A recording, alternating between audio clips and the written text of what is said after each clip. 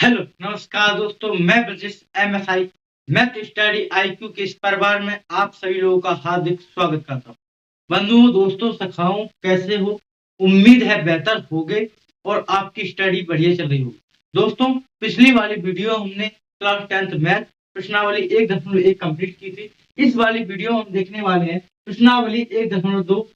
तो इस वाली वीडियो में हमें सिर्फ इतना करना है कि हमें बतानी है, ये सिद्ध करने हैं क्वेश्चन कि अपरिमेय संख्या है या नहीं है। इस वाले क्वेश्चन में पूछा गया है, पहले क्वेश्चन में सिद्ध कीजिए कि √5 एक अपरिमेय संख्या है।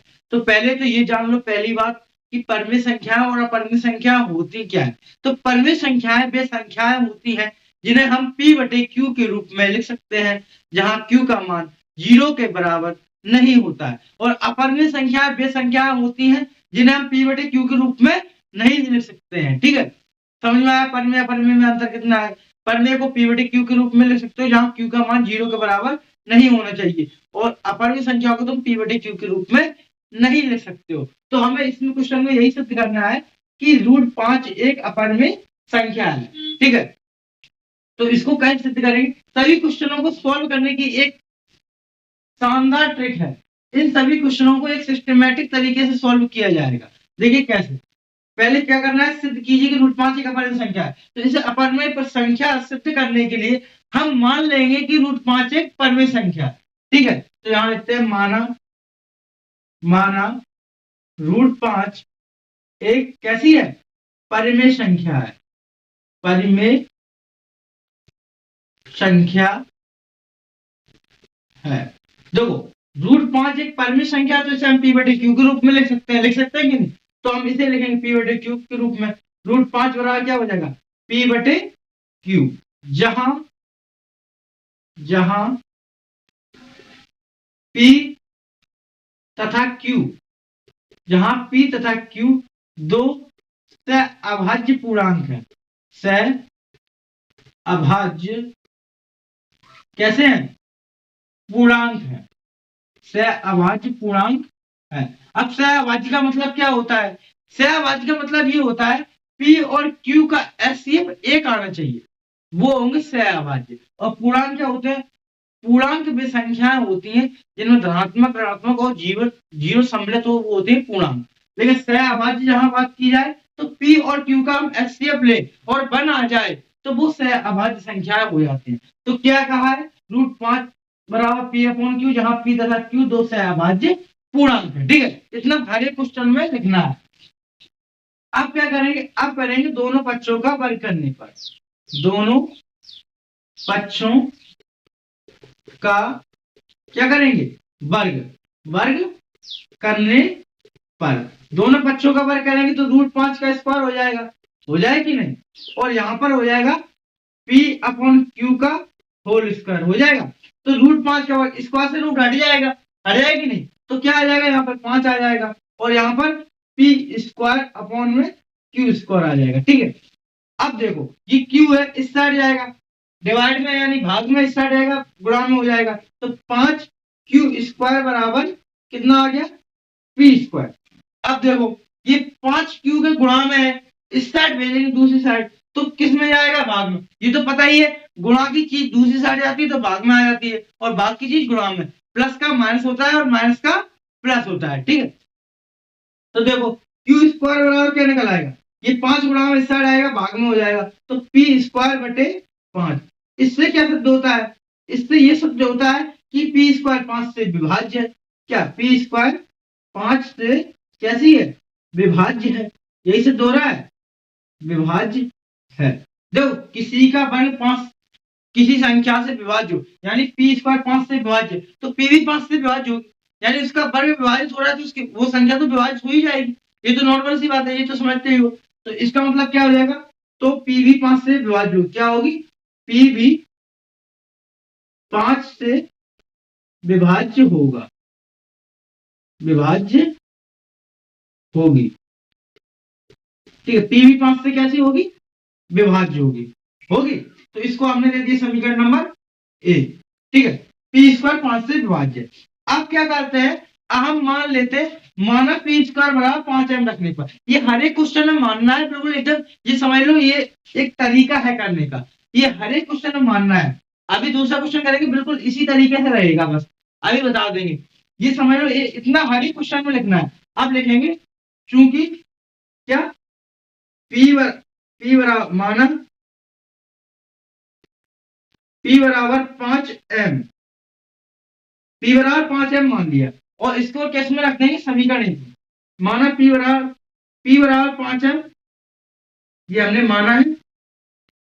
समीकरण किस में रखेंगे, एक में रखने पर हमने एम माना, तुम एन भी मान सकते हो, क्यू भी मान सकते हो, और क्यू नहीं मानोगे क्योंकि पी और क्यू को छोड़ के कुछ भी मान सकते हो। ठीक है, हमने एम मान लिया। तो समीकरण नंबर एक ये रहा, इसमें रखेंगे। तो देखो क्यू स्क्वायर रहेगा पी स्क्वायर यानी 5, पी स्क्वायर की जगह क्या रहा 5, पी का मान है स्क्वायर का स्क्वायर तो 5m का होल स्क्वायर बटे में 5। यहां तक आया समझ में। अब देखो क्या क्या चल रहा था, इधर देखो क्यू स्क्वायर रहेगा कि नहीं। 5m का स्क्वायर है यानी 5 का कितना होता है 25 होता है।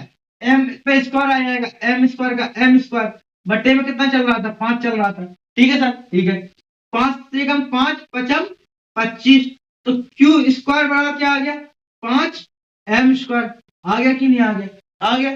तो अब देखो ये 5 किसमें गुणा में, इस साइड आएंगे किसमें हो जाएंगे भाग में। तो क्या है क्यू स्क्वायर बटे 5 बराबर m स्क्वायर। बोलो बेटा आ गया कि हाँ आ गया।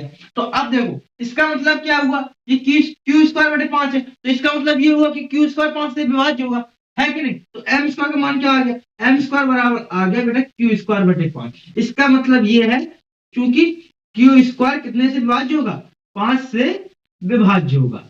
ठीक है, इसका यही मतलब है विभाज्य होगा। देखो हमने तुम्हें बताया यदि उसका स्क्वायर 5 से विभाज्य तो वो संख्या भी 5 से विभाज्य हो। तो इसका मतलब क्या आ गया, इसका मतलब ये आ गया बेटा कि क्यू भी 5 से विभाज्य होगी,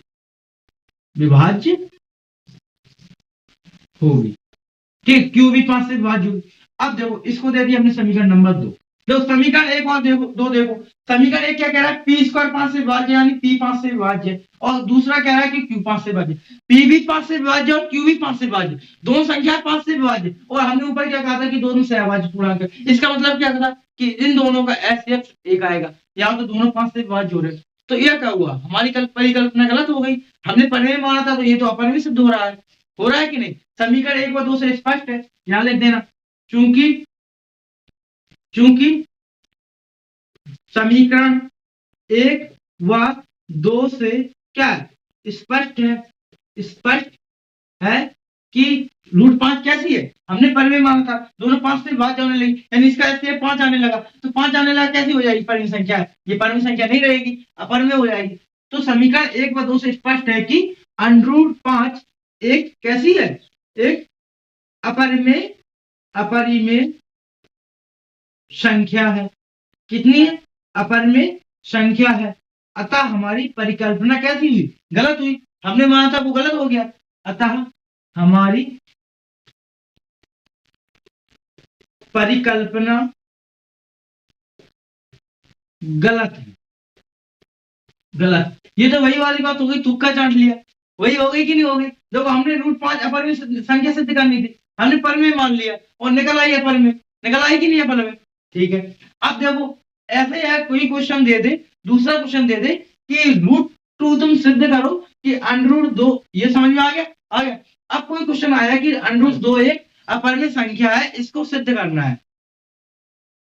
तो देखो अब नया क्वेश्चन आया कि सिद्ध कीजिए कि √2 एक अपरिमेय संख्या है, तो क्या करोगे, इसमें बिल्कुल यही तरीका लगेगा, प्रॉपर यही तरीका लगेगा, ऐसा ही सॉल्व होगा। बस क्या हो जाएगा, √5 थे वहां पर √2 हो जाएंगे, यहाँ पर क्या आ जाएगा, माना √2 एक परिमेय संख्या है तो यहाँ पर √2 आ जाएगा। क्या आएगा √2 बराबर पी बटे क्यू, जहां पी तथा क्यू दो सहभाज्य पूर्णांक है। ठीक है, अब फिर करेंगे दोनों पक्षों का वर्ग करने पर, तो यहाँ √2 का स्क्वायर होगा, तो √2 का स्क्वायर कितना आ जाएगा 2 आ जाएगा।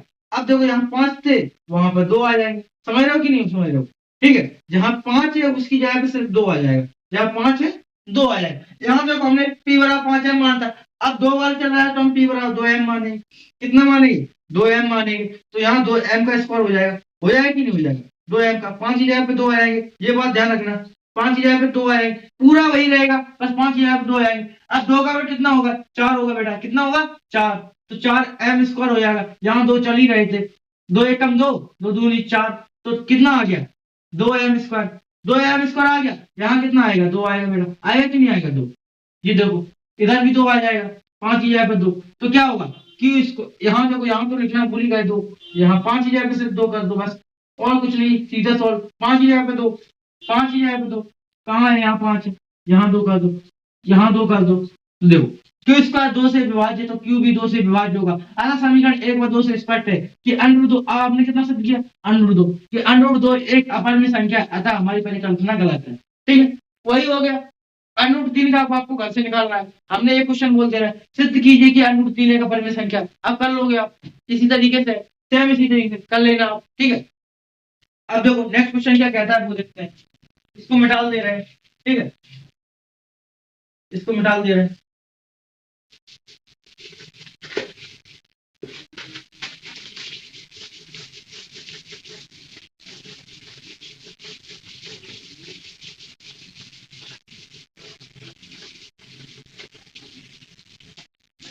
वैसे √2 वाला आपके उदाहरण में था, प्रश्नावली में नहीं था, उदाहरण था ये भी करके बता दिया।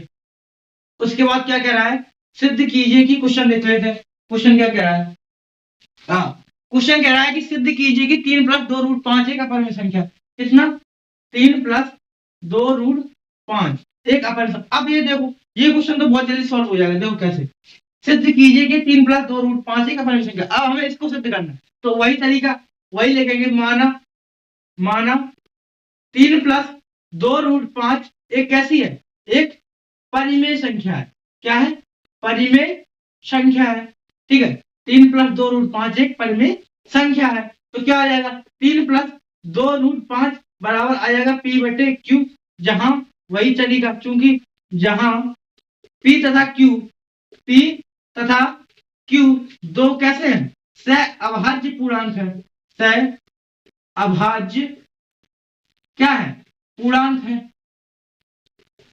दो सहअभाज्य पूर्णांक है, जहां q ≠ = 0, ठीक है, ये हो गया।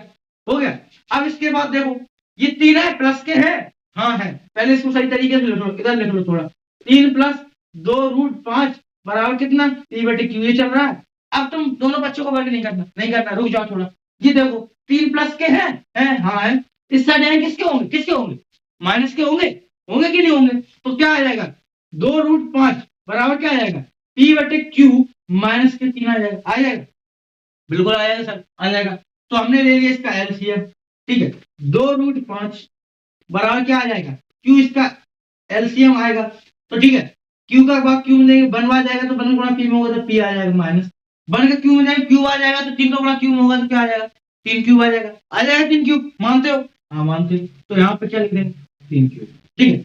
अब ये आ गया, ये 3 क्यूब आ गया। अब ये देखो ये 2 √5 की गुणा में है, हाँ है, इस साइड आएंगे किस में जाएंगे, किस में डिवाइड में, भाग में जाएंगे कि नहीं आएंगे, ये हम बोल के थक चुके हैं, तो √5 बराबर क्या आ जाएगा p माइनस के 3 क्यूब बटे 2 क्यूब, हो जाएगा कि नहीं हो जाएगा। अब ये देखो p माइनस 3 क्यूब बटे 2 क्यूब, ये कैसी संख्या है, ये एक परिमेय संख्या है, और अभी हमने सिद्ध किया है कि √5 एक अपरिमेय संख्या, यानी क्या हो रहा है, यानी ये कह रहा है कि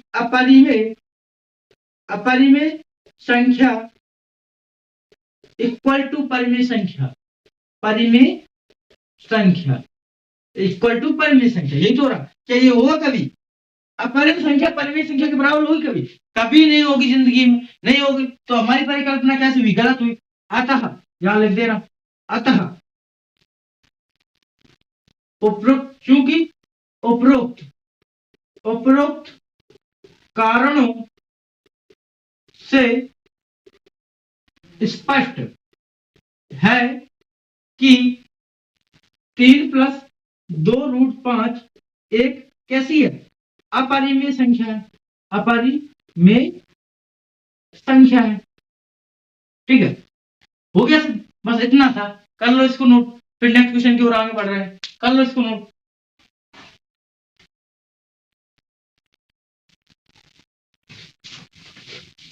चलिए इसको मैट देते हैं।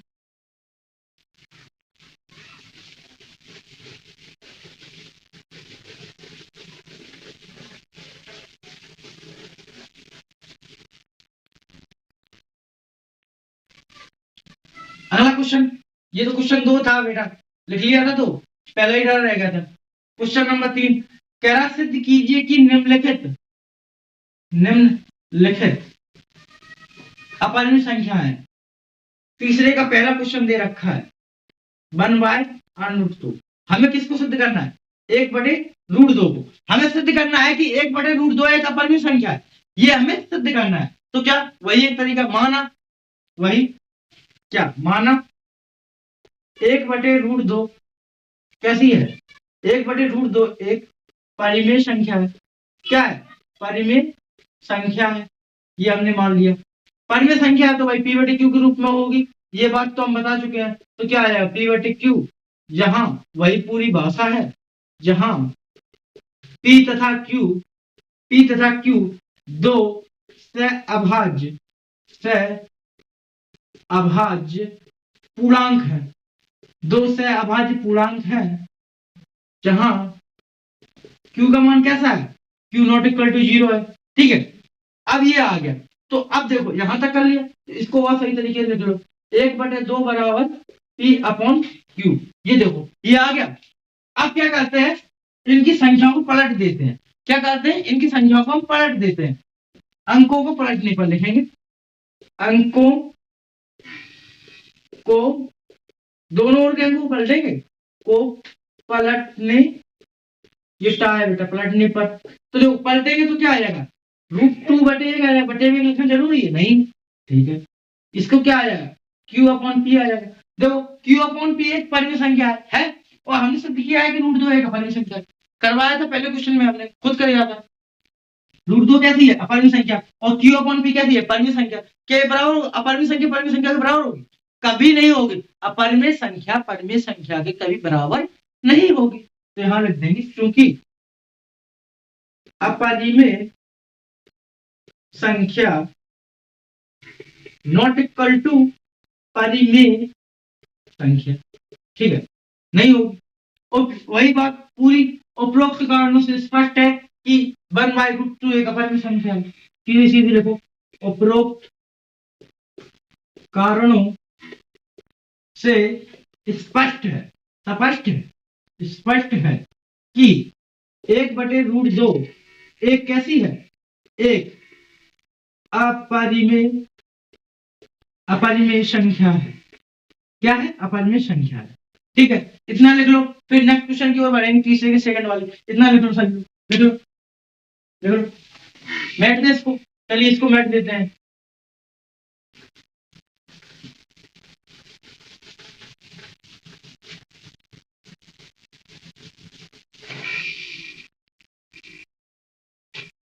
तीसरे का सेकंड देखो, तीसरे के सेकंड क्वेश्चन नंबर क्या, क्वेश्चन क्या दे रखा है?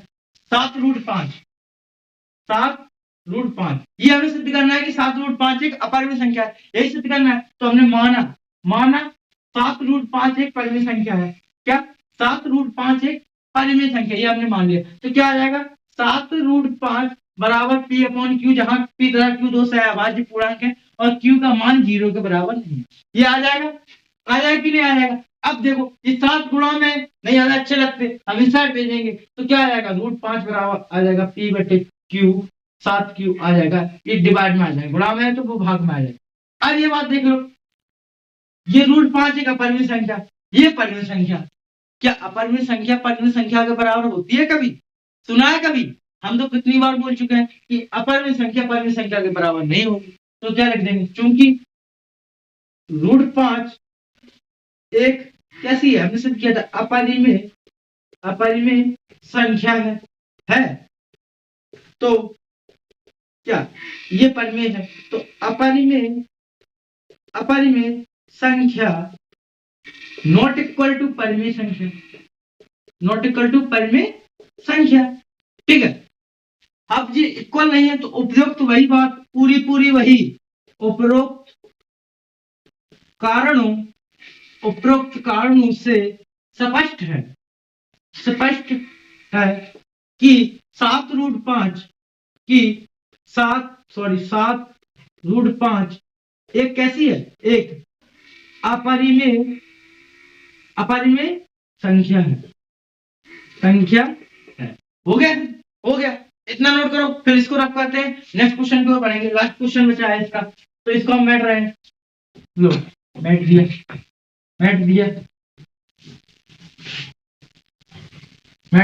ये लो। अब देखो, अब तीसरा क्वेश्चन, तीसरे का तीसरा क्या दे रखा है, 6+2√2। अब हमें क्या सिद्ध करना है, कि 6+2 एक अपरिमेय संख्या है। तो हम मानेंगे, माना 6+2 एक परिमेय संख्या है, तो क्या आ जाएगा, 6+2 बराबर p/q, जहां p का q2 से अभाज्य पूर्णांक है और q नॉट इक्वल टू 0। इतना आ जाएगा, क्या नहीं, इतनी बात मानते हो कि इतना आ जाएगा, ठीक है, आ गया बेटा। अब देखो, ये 6+2 है, इसको हम अच्छे से लिख रहे हैं, बराबर p/q, ये तो वही चीज लिखी हुई है।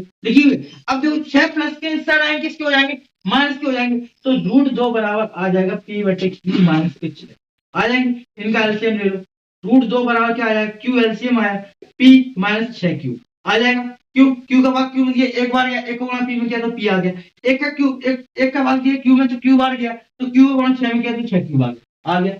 अब देखो, ये देखो, √2 कैसी है, अपरिमेय संख्या, अपरिमेय संख्या, और ये कैसी है, परिमेय संख्या, p/q के रूप में लिखी हुई है, तो कैसी है, परिमेय संख्या। तो कभी ये सुना है तुमने, अपरिमेय संख्या, क्योंकि अपरिमेय संख्या नॉट इक्वल टू परिमेय संख्या, अपरिमेय संख्या के बराबर हो ही नहीं सकती। तो क्या हुआ, उपरोक्त कारणों से स्पष्ट है कि 6+√2 एक अपरिमेय संख्या है। लो हमने सिद्ध कर दी, कि 6+2√2 एक अपरिमेय संख्या होगा। 1.2 के आपके सभी क्वेश्चन सॉल्व हो गए। आज के लिए इतना ही, चलिए फिर मिलते हैं नेक्स्ट वीडियो, तब तक के लिए जय श्री महाकाल।